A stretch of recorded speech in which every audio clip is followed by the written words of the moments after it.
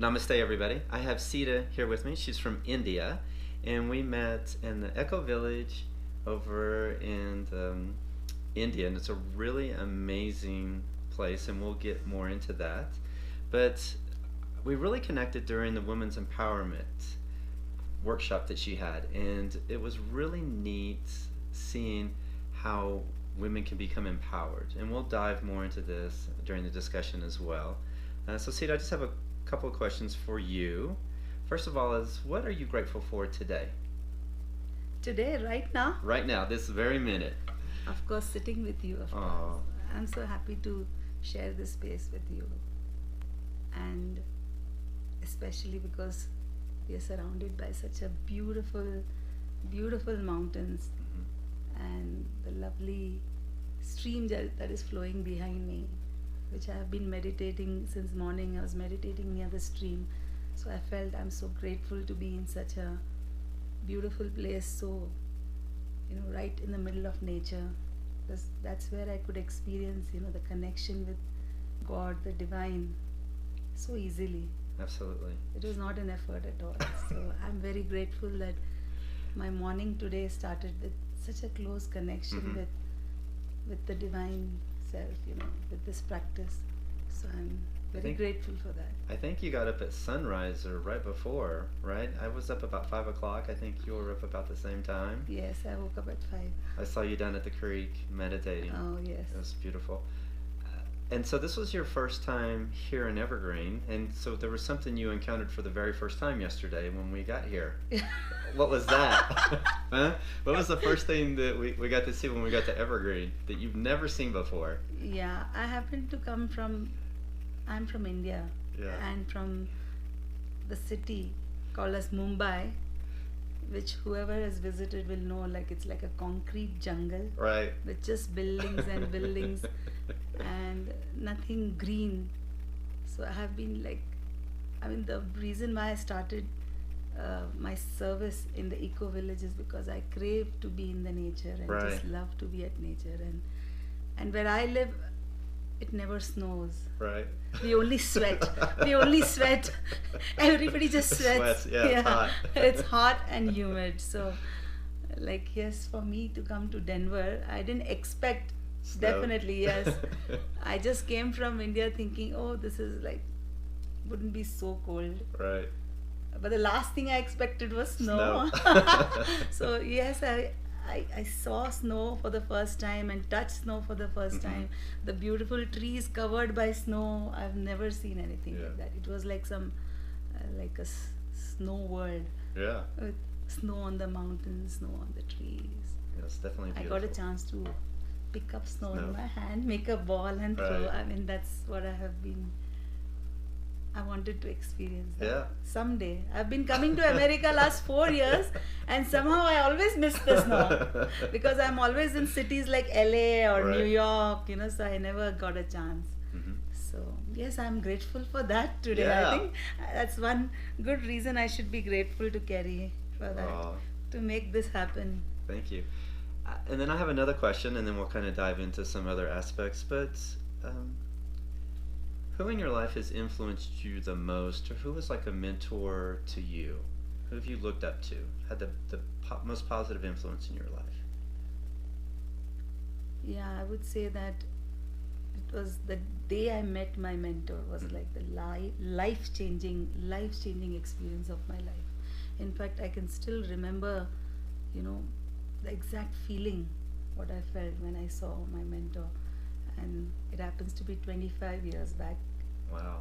Seems a long time, I know, but when you are happy, time passes so fast. So I'm very, very grateful that I had the great opportunity to meet my guru, a spiritual teacher, His Holiness Radhanath Swami Maharaj, in 1993. And was this in Mumbai? Yes, I met him in Mumbai. It's so funny, I keep telling, people from America who are so conscious, they go to India, looking for some spiritual teacher.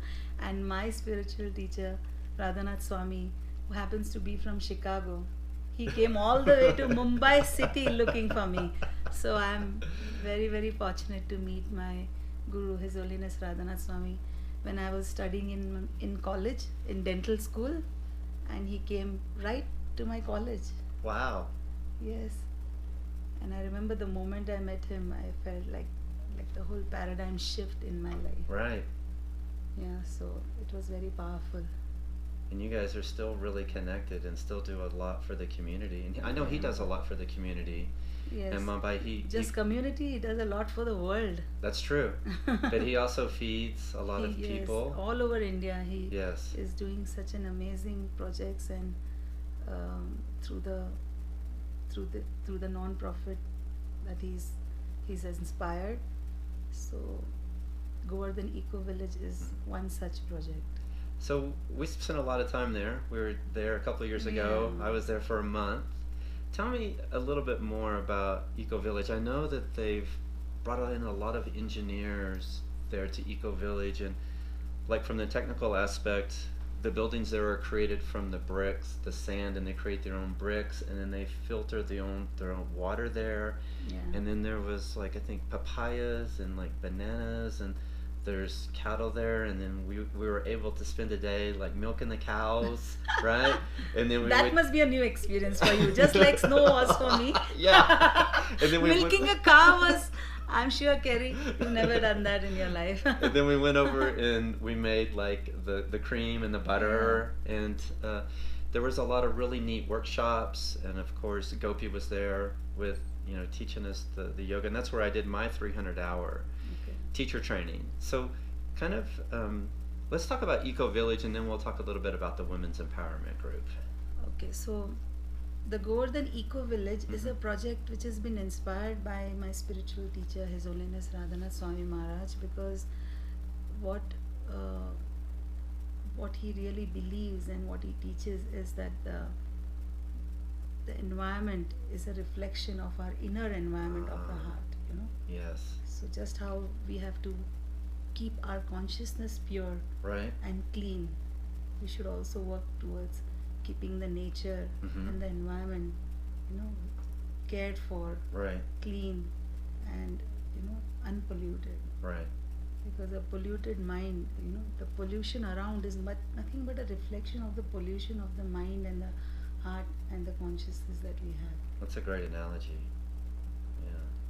So the Ecovillage is an example he wanted to create to show how man can live in harmony with nature. It's self-sustaining. And it to be a sustainable project without any exploitation. Right. The water filtration system is really, really neat. That's the sewage treatment, Yeah.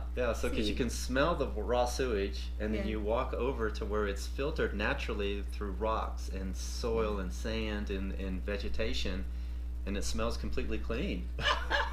It's actually a project that was designed by an IIT engineer. Okay. And it is patented, and it is an amazing way how you can purify the waste and sewage through natural means without using any chemicals. Right. And it's without filling the water with chemicals, because ultimately even the end result of such a chemically treated water is not really helpful, neither for the body nor for the ground where the water will go. So we needed to find a natural way of using the sewage water and purifying it so that it can be recycled and reused. It was very impressive and very beautiful at the same. I've never experienced anything like that. Yeah, so it's designed that the water passes through specific plants, which absorb the roots, absorb the microorganisms or the solid waste that is there in the water, and that becomes like a fertilizer for those plants. So, and as they pass through different layers of different plants and rocks, and by the end of it, you can see clear water coming. It is so clean that actually you can drink it, but because of aesthetic value, nobody wants to drink it. But it can be reused for irrigation, and because water is such a rare commodity now. Yeah, as we know that groundwater is depleting all over the world. That's right. Drinking water, so there's such a great need to recycle and treat those water and treat water in a natural way so that it can be reused. So this is an amazing example. Yes, it's called a soil biotechnology. It's really beautiful Project. So that's an amazing project. Yeah. and it's a neat visit. You can visit the Eco Village as well, like the tourist, and then they have temples there. Yeah, it's yeah, because the one more thing, one more principle based on which my guru, who he really believes in, is that through nature we can connect to our divine self. So he created this beautiful eco village. It's a spiritual place, Right. because when we go to a serene surrounding like this, which is so beautiful, but also then you can naturally feel the spiritual Right. side of us, just like here. I felt really nice. So this is so he has recreated a holy place of India, which is known as Vrindavan, Okay.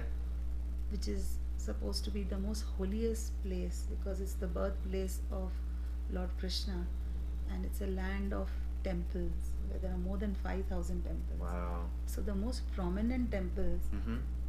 has been recreated in this Govardhan Ecovillage. Isn't it amazing? It is very amazing. Yeah, and It's very beautiful. yeah, you have to just see that with such accuracy and such perfection, those temples have been recreated here. Mhm. And so The food, that I gives remember, was you amazing. like the food? I remember the food was so amazing. It was Of so, yeah, it was so of delicious. course, India is famous for its food because we have like thousands and thousands and thousands of Mhm. varieties. It was really neat, like the papayas and all, just the vegetation growing around like our little villages and places that we stayed. It was really, really nice and serene. I really enjoyed it. I think one of the most, besides the 300-hour transformation, the thing that really impacted me the most while I was there was the day that we had the opportunity to kind of understand more about the women's empowerment group and exactly how. Can you explain like how that started and where that is today and what that really means for the community within India? So one of the most important principle of the eco village, because Govardhan Eco Village is situated in a village Right. named Galtare, Okay. and it's one of the hundreds of villages in that district, Wada district, that we have been working in. Right. And there are like more than 50 villages exactly, Okay. surrounding the eco village. And they're So small little they are villages. small little villages, and they have been known to be the tribal belt, Okay. the Adivasis, who have been, really been neglected and underprivileged since a long time. Okay. And that whole belt is labeled as below poverty line, so Okay. that the people are having very low incomes, just Mhm. in few rupees, few dollars, like $40 or something per month. That's what makes them come under the below All right. poverty line. So they have been so neglected, and then we came up with this beautiful Govardhan Eco Village right in the middle of their Right. village. It's like we never wanted them to feel that we have just kind of landed there and Mhm. taken away the land Right. and set up such a big eco village. The aim was, Pradhanath Swami felt that we should benefit them also. Gotcha. This eco village should become a means for their livelihood, not a means for them, losing their land or being Right. exploited in any ways. Because that's not the spiritual principle. It's that you come somewhere and then exploit the people there, Right. and not even help them Mm-hmm. in any ways. So the aim always was to how we can benefit the community, the villages all around from the beginning. So based on that principle, we have started many projects. Not just women empowerment is one of the projects Okay. which inspired me to Right. come to the eco village, because I was a city girl, Right. studied in the city and working in the city as a dentist, And I was quite inspired because this area is an agricultural belt. Okay. And most of these people in these villages are farmers. Okay. And since last few years there was such a drought in that area because of lack of water. Oh, yeah. And unfortunately farmers are like the most poorest. Right. They provide food for the whole country, but Right. they are the most deprived and they are the most neglected. So there was a time in India where there were a lot of farmers committing suicides. Really? Yes, because of the drought Okay. and because of the condition that seeds have to be bought Okay. every year Mm-hmm. from these companies. It's like they have a monopoly on the seeds. Gotcha. So that's causing the farmers to go into debt Okay. because they take a debt to buy The seeds, seeds. and then there is drought, or there Right. is too much rain and the crops fail, Okay. then they are not able to pay back. The loan. Yeah, it is like in a bad vicious Mhm. cycle they get stuck in. It's very sad. And I used to read about it in the city, all these messages that used to come, WhatsApp messages Right. about, oh, this farmer died, or the farmers would die drinking the same chemical pesticide, Wow. which was the main reason for the land becoming infertile. Right. Okay. Because people after the British, after the independence, the chemical farming was introduced in Right. India, which was never there. India was always into organic farming. Right. They never did chemical farming. We always depended on mother cow for the fertilizer and the pesticides. We never needed any chemicals. But these were forcibly introduced, Wow. thinking that it's going to give a bigger yield. Right. So for many years it did give a good yield, but then the land became infertile. Gotcha. So now most of the farmers are suffering because their land is not fertile enough. Mm-hmm. At the same time, they cannot change to organic immediately because the land has to get rid Right. of all the chemicals. So that's one of the main projects that we are doing Okay. there. As a eco village, we have started training programs. We have created products, fertilizers and pesticides made from cow dung and cow urine, which we give out to the farmers. Wow, that's Train the farmers Mhm. how to gradually change from chemical to organic. Organic. But it takes time, and they are Right. already so poor. Right. So we are supporting them by supporting people or farmers who are turning to organic farming through organic farmers market and trying to connect them to the markets. So that's one of the project, because that's their main work, that's Right. their main Source. occupation. That's Yeah, their source of- main source of income and main source of food. So that was one of the things. So when I used to hear about this, I used to think, living in the city, it's easy to, see these messages and read news Right. and say, oh, so sad. Right. But if you really want to help, if you are moved by their situation, then you have to get out of your comfort zone. That's true. I knew that if I sit in the city, I will not be of much Right. help. So I decided that I will start going to the villages. Wow. Yeah, and I had no vehicle. I didn't know how to drive. Were you taking the bus? That's a long bus ride. In the beginning, no, then I thought I'm a dentist. Right. So I should start, at least by giving my dental services for free. Wow. Really? Yeah, so I started taking the hospital ambulance or some bus which Okay. would go every once a week to the villages and I started my dental clinic. Out there in those villages. Yeah, with no instruments, just with a chair. Right. Like I would just check their teeth on the chair and Mhm. prescribe. I had no instruments, but within 3 months, the whole dental clinic was sponsored by a non-profit organization. Gave the Wow. money for it. That's So really awesome. So That's because there beautiful. was no dental clinic for almost like half an hour drive or 1 hour, they had to Right. travel to go to a dentist.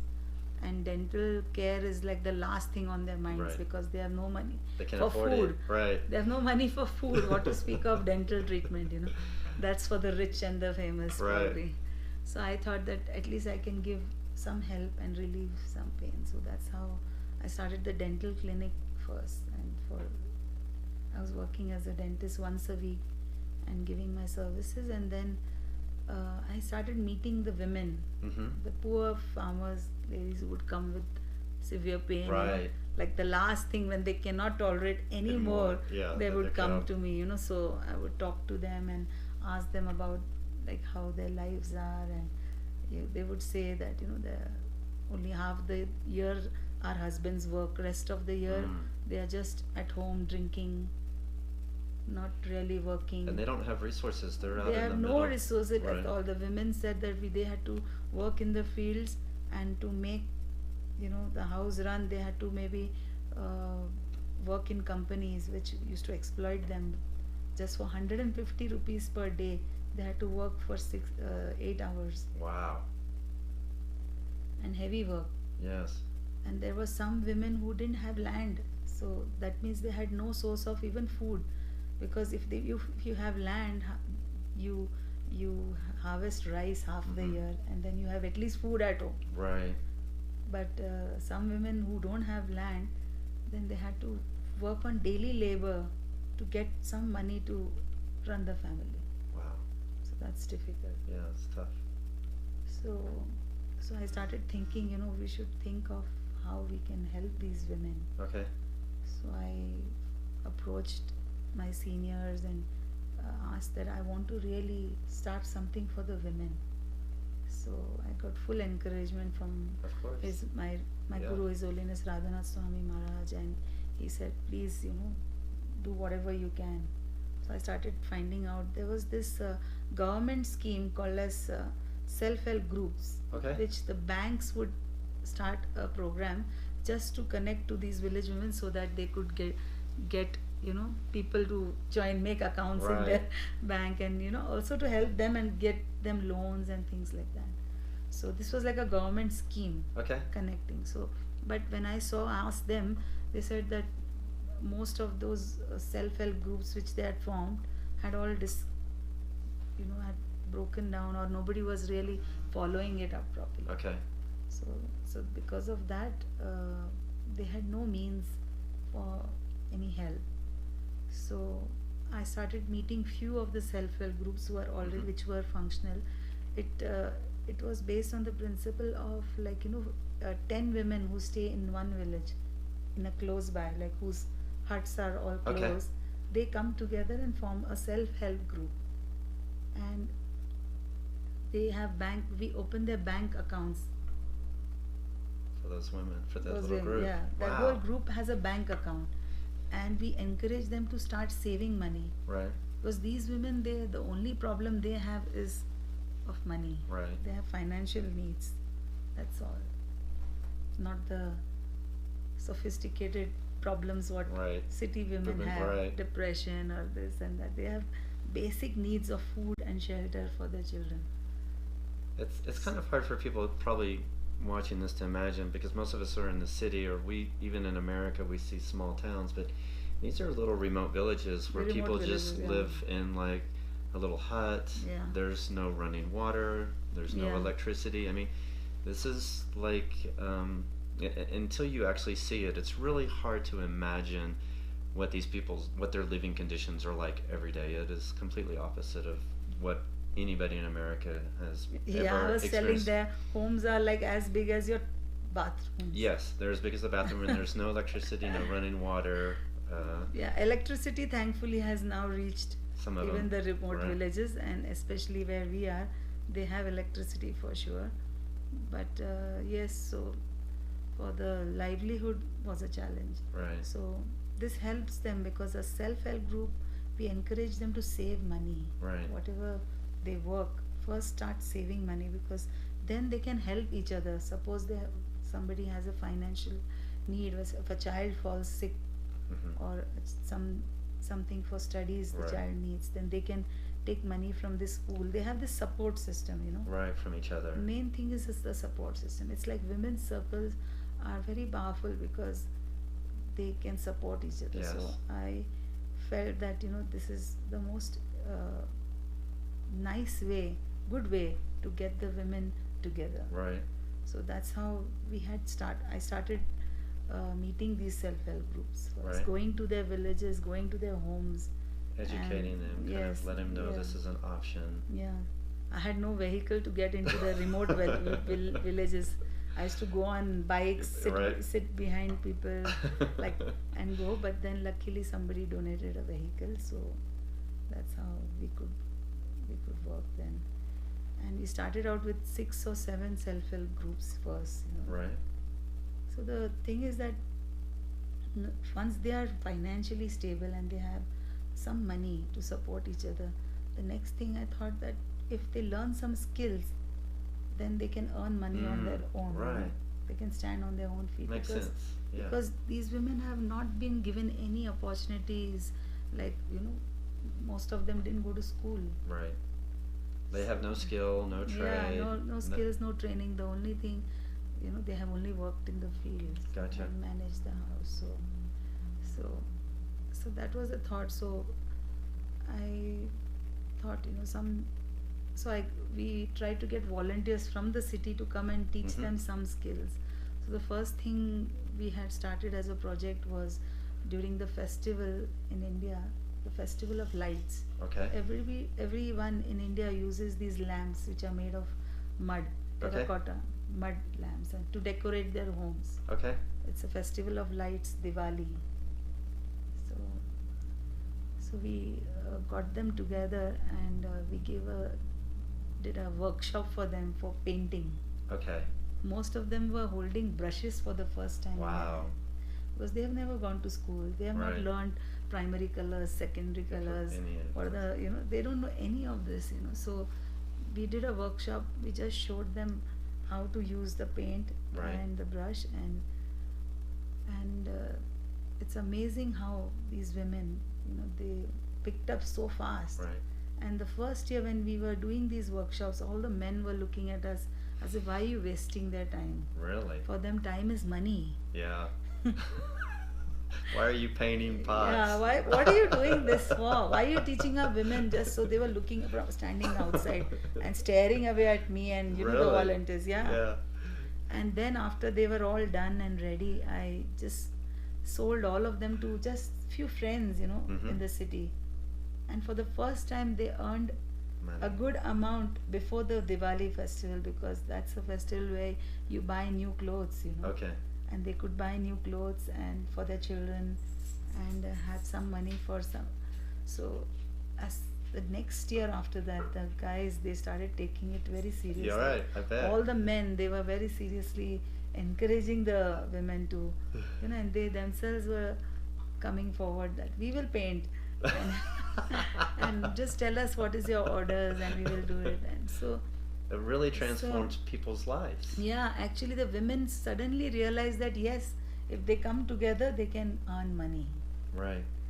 It's a small skill, just painting, but we could see that how fast they improved, and they just had their natural talent, of colors, because they live in nature. Yeah, and they're creative. So they are very creative, and their minds are open, and so I saw a great transformation. So that really encouraged me. The first year, when it was a success, it was a lot of hard work to sell those, but seeing that slowly we got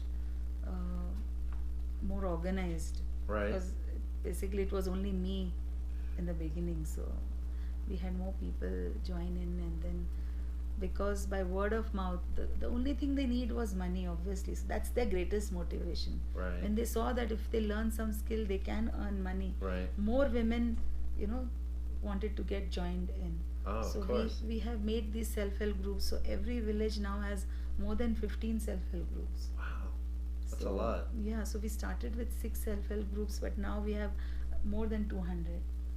That means 2,000 women. Wow. So we have a lot of women. And when did this start? 5 years back, yeah. So it's really fast. Yeah, so in 5 years. Yeah, because as soon as by word of mouth it spread, the women said, oh no, they really works. take care of us. The Govardhan Ecovillage, they will take care of us, because we started then other programs. Because I'm a doctor, Right. I also, the same self-help groups, we have regular health awareness talks. Okay. I've just started this in last 1 year. We have, because the major issue is anemia, okay, and health and hygiene, right, and nutrition, of course, amongst the children. So you're really educating these people. You're educating about the ways of washing hands, how to keep the hands clean, with in their local language, showing them films and awareness talks. Okay. So, and anemia, major problem is anemia, because these women have been, brought up in the village and they have been neglected. Right. So their nutrition was never taken care of. So they grow up, right, totally malnutrition. So at the time of adolescence and childbearing age, the anemia is, so rampant. Prevalent, yeah. So they have a lot of problems because of that.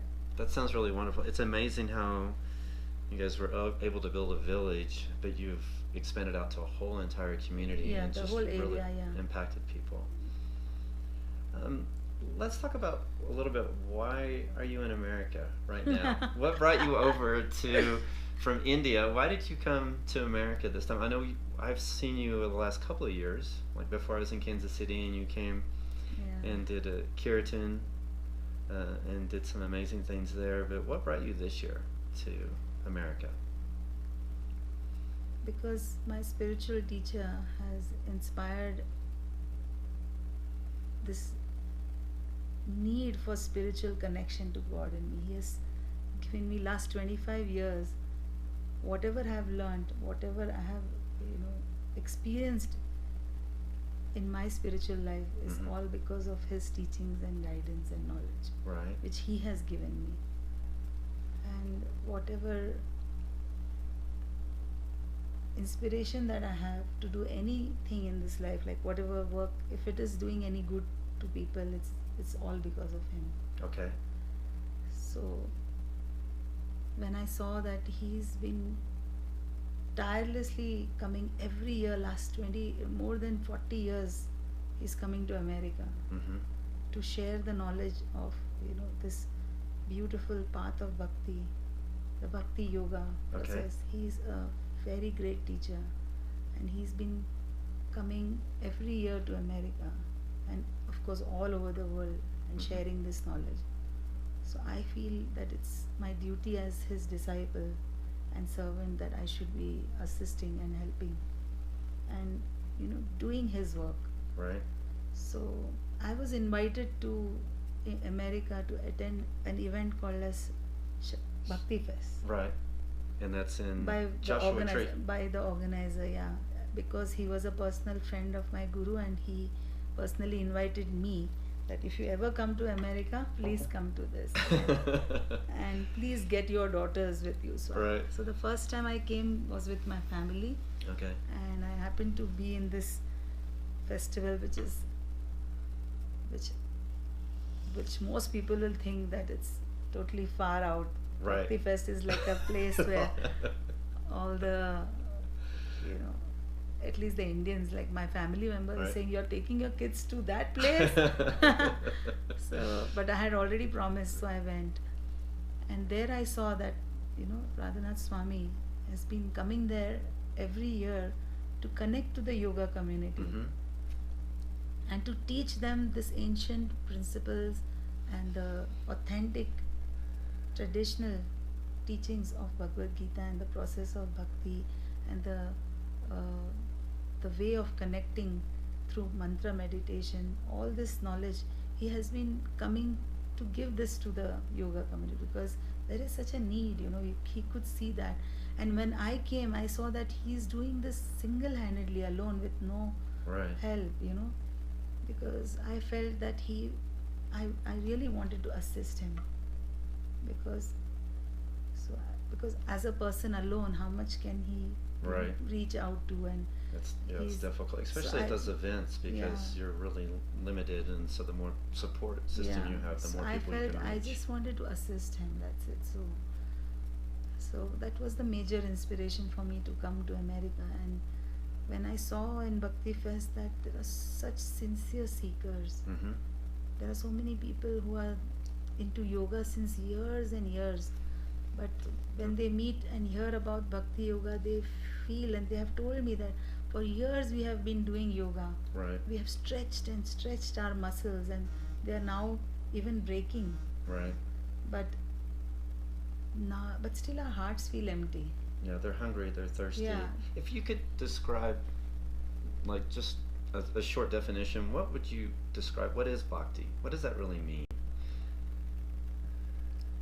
So my guru, His Holiness Radhanath Maharaj, describes that devotion or bhakti. It means devotional service. Okay. It means a connection of love. If you love someone, you will not just sit and just let him do all the work. Right. Or if you love somebody, you will want to do something for him, isn't Right. it? That's natural for any person. Yeah. If you love someone, you will want to serve. You would Right. like to make that person comfortable, do things which will make him happy Right. or please him. Isn't that how what a loving Absolutely. relationship is? Yeah. So, bhakti is nothing but developing a loving relationship of service with God. Okay. Yeah, that's simple. That's beautiful. Because in this world, we are all looking for that perfect loving relationship. But everybody gets disappointed every time. Yeah, so to me, like, yoga isn't just going into like a yoga studio and doing the yoga practice or like a hot yoga class. Yoga is more of an entire way of life, of how I treat other people, how I perceive this world, being able to connect with nature. And to me, it's starting each and every day off with mindfulness and meditation and things like that. What is your interpretation of yoga as well? The word yoga itself means, it comes from the Sanskrit root yuj, which means to connect. Right. Yoga, the meaning itself is to connect with the divine. So what we are speaking about is bhakti yoga, is like the yoga of love, developing love for God, having a connection with the divine, Right. who's within everyone's heart. Right. So if yoga becomes just kind of a physical exercise, it's only for making the body healthy, then actually it's not really serving its purpose. Gotcha. Because the ancient Vedic culture had different forms of yoga. As we know that there's Hatha yoga, there's Raja Right. yoga, there's so many different forms of yoga. Right. But the aim of all the yoga, the physical asanas and this what we connect yoga to, is just a means to bring the mind, body and the soul in alignment, so that the soul can connect with God. So Right. that ultimately he gets into this process of bhakti yoga, which is the connection to God through love. Right. So if we just get lost in the external physical form of yoga, even though there are so many varieties of it, Right. but lose the real purpose of why we are doing that, then people will be very, very dissatisfied.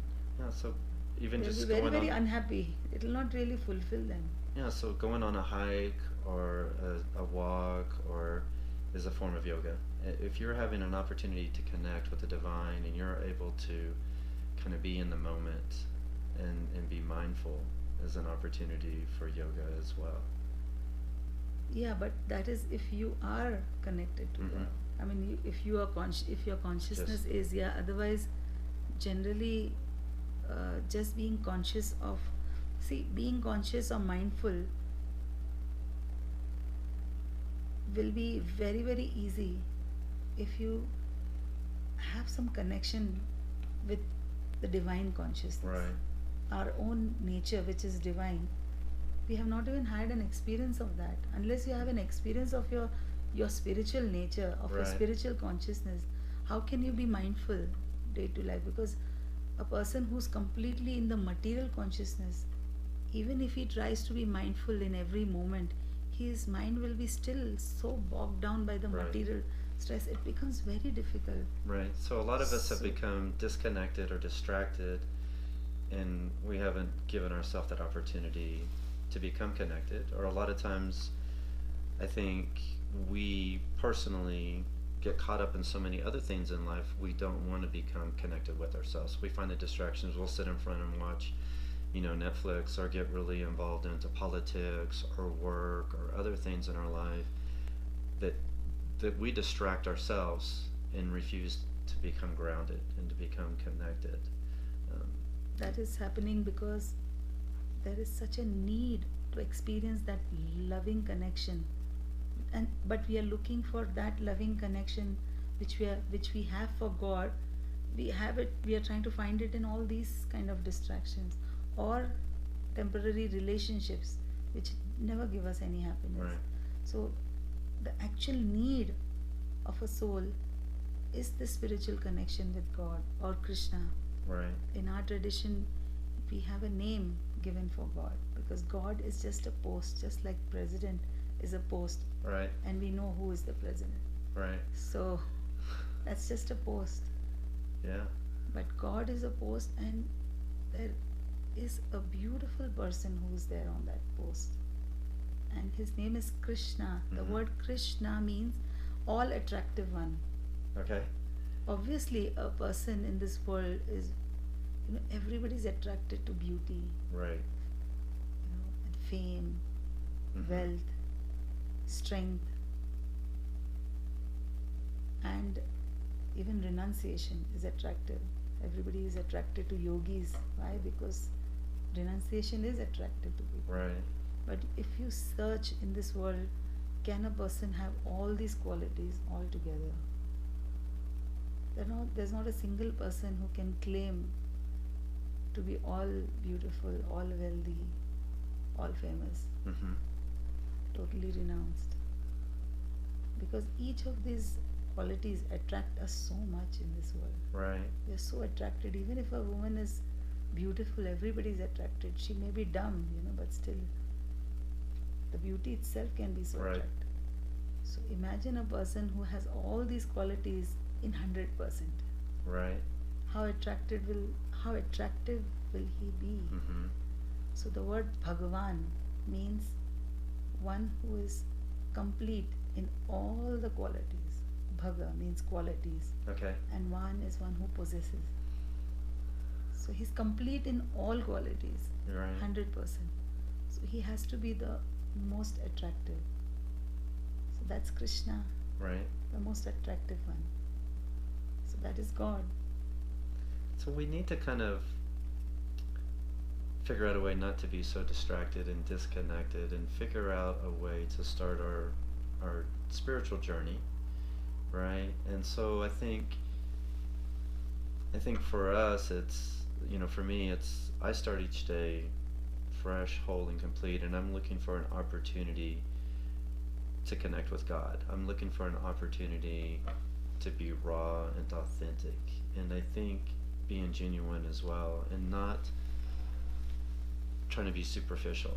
And so I think our generation today is really looking for a sense of spirituality that we need to figure out and we need to provide. And I know it's not a complete total answer for everybody, but I think if they start off with mindfulness and they start off just being right here in the moment and not really focusing a lot on the past, and not having a lot of guilt and shame and a lot of fear, but being here and finding empowerment, just like you did for the women's empowerment group, right? That we find an opportunity that we encourage ourselves, we encourage one another, but we seek mentorship, and we seek somebody that's going to spiritually help and guide us.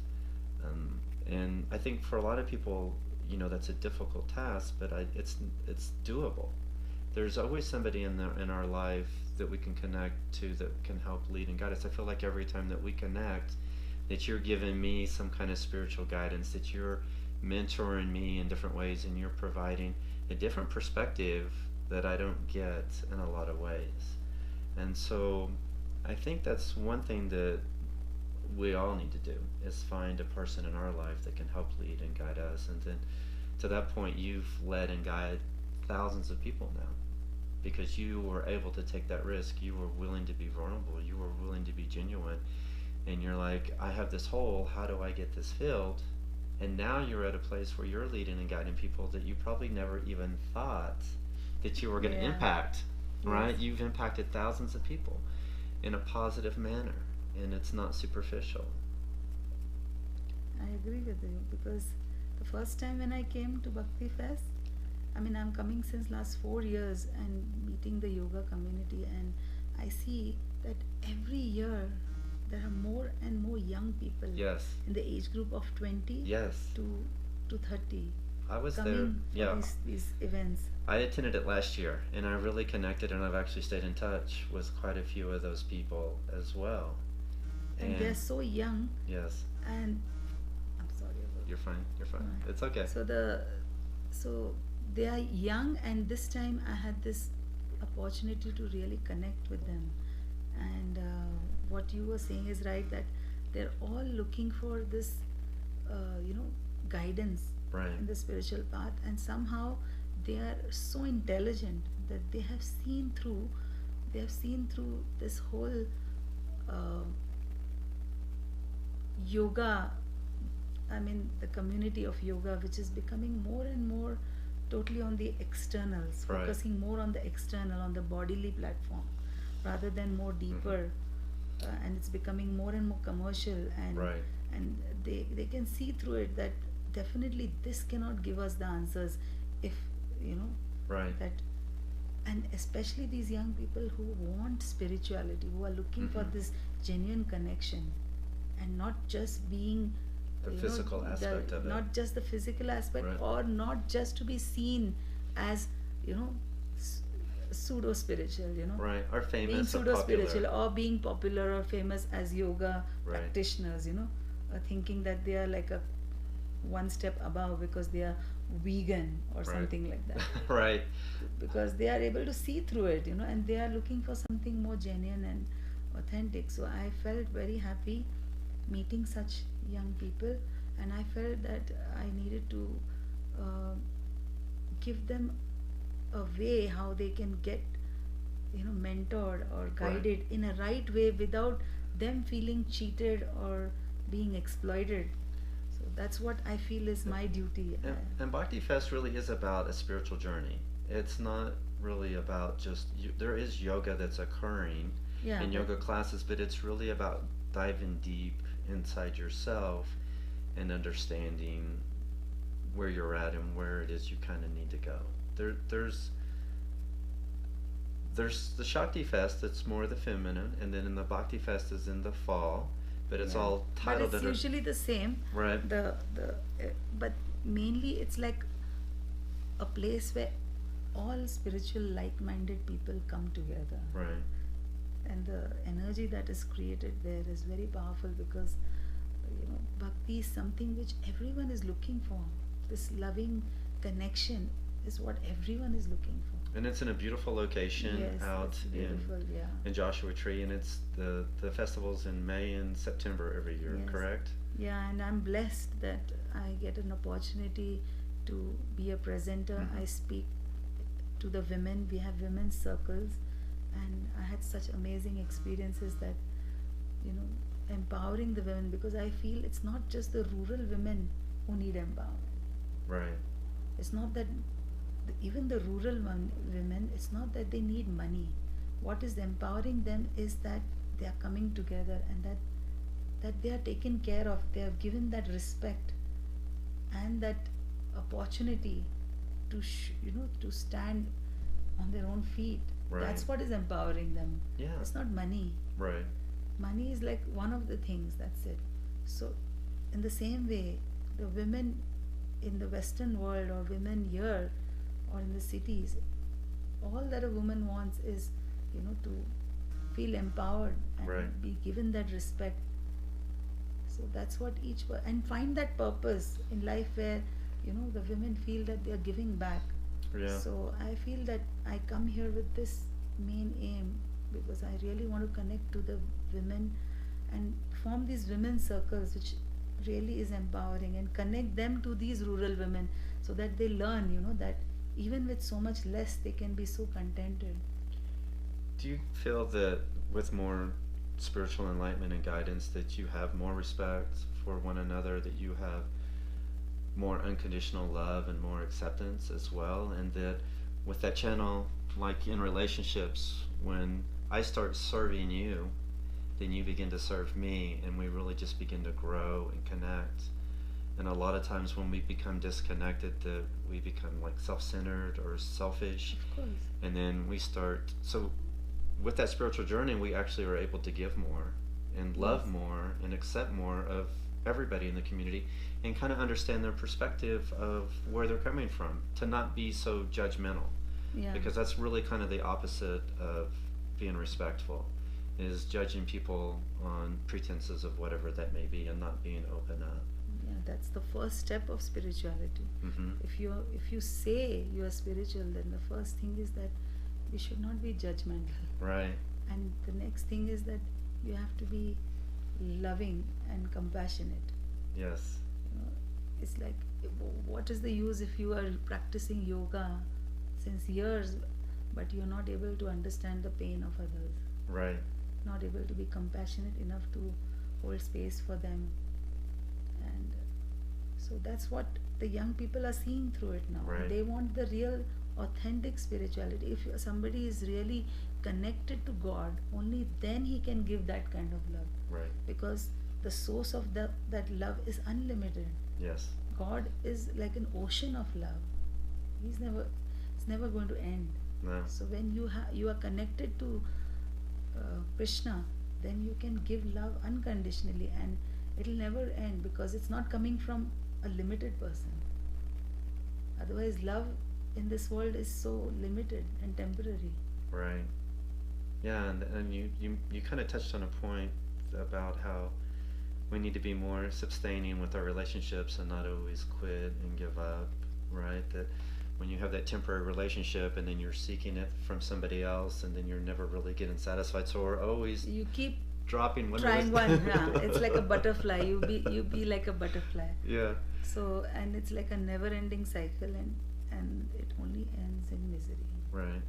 So, but that's the whole situation in this world. Everybody is looking for that love, Right.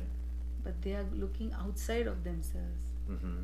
So this process of meditation or all these practices, spiritual practices that we do first thing in the morning, is a means to connect to that, the source of all love. Right. Connect to God, who's within our hearts, not become distracted by the external things. Right. So that is what the practice is. So I have been my only thought for these young people who are turning to spirituality Mm-hmm. is that try out many things, but definitely once you find a path or a meditation Right. or a spiritual practice which resonates in your heart, or which you feel most happy or connected, You truly feel the truly joy. feel the joy, then Right. please stick to it Right. in a very, very sincere way. Not just like, oh, this is over, let me try this practice, let me try this meditation, let me try this kind of. Right. It's like you keep changing, but you're not really committing to any path, because that will be also like a never-ending circle then. Right. It'll never end, because loving God is like a commitment. It's like Mhm. a loving relationship that you're Right. building. Yeah, don't give So up. And that's- just like it was tough for you to get out into the village and do things. Like when I first started meditating and doing mindfulness, it was completely awkward for me. It was completely foreign. It was something that in my culture that we never really engaged in. We weren't taught growing up to be mindful, to be present, and what is really meditation, and what is mindfulness, and what does all this really mean. So I know when I started, it was a process that took months for me to really incorporate, but now it's like second nature. You get up in the morning and that's the first thing you want to do, is you want to be mindful, you want to meditate, because if you don't do that and you don't skip it, it's like now your day is not set up for success, right? Of And now course. your threshold is changed and you're more anxious. Yeah. With PTSD, it's higher, all the toxins and everything. So really what you're doing is when you take that time for self-care, I always say it's not being selfish, but it also allows you the opportunity to really reset, refocus, and it changes and transforms your entire outlook for the entire day. Right? I agree.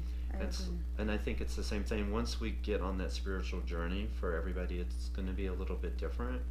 But then once they find that inner joy, that inner peace, then they really can start giving to other people, just like you do, and giving to your community, and it really works. And it's this amazing, beautiful ripple effect that affects everybody in the community, and then everybody starts giving, and everybody starts caring, and everybody starts genuine, and then they start prosperity, and then there's empowerment.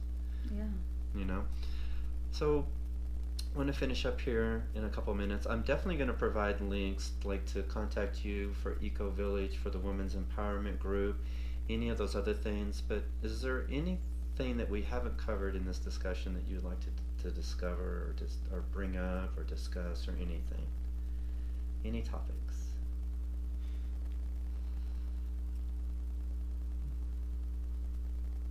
I can't think of any topic, but my only thought right now is that I'm just praying that I can continue coming to this beautiful country, right, and sharing all the gifts that I have received, all the love that I have received. I just want to share. Yeah. I just want to give that. So I'm just thinking of ways and means how I can just connect to all the sincere souls who are really looking to get connected to God. That's my only inspiration to keep continuing this service. I will put your information out there, so if there's anybody that wants to reach out or connect with you, they can reach out. And I definitely appreciate your friendship. I appreciate everything that you've done for me. I really appreciate everything that you do for the community. I mean, it's amazing and beautiful that I never would have thought going to India that I would have been able to develop such a beautiful friendship with somebody like you. So, namaste. Yeah, namaste. Thank you.